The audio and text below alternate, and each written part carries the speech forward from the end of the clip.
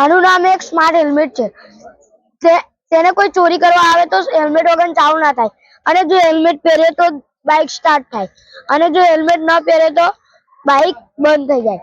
અને આનાથી અકસ્માત પણ રોકી શકાય છે, અને બનાવવામાં એક અઠવાડિયાનો સમય લાગે છે। જો આપણે હેલ્મેટ ના પહેરીએ તો બાઇક સ્ટાર્ટ ન થાય, જો આપણે હેલ્મેટ પહેરીએ તો બાઇક ઓટોમેટિક બંધ થઈ જાય।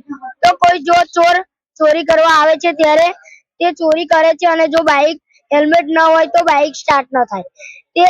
તેનો મુખ્ય હેતુ એ છે કે જો રોડ ઉપર અકસ્માત થાય છે તેને આ હેલ્મેટ થી બચાવી શકાય છે।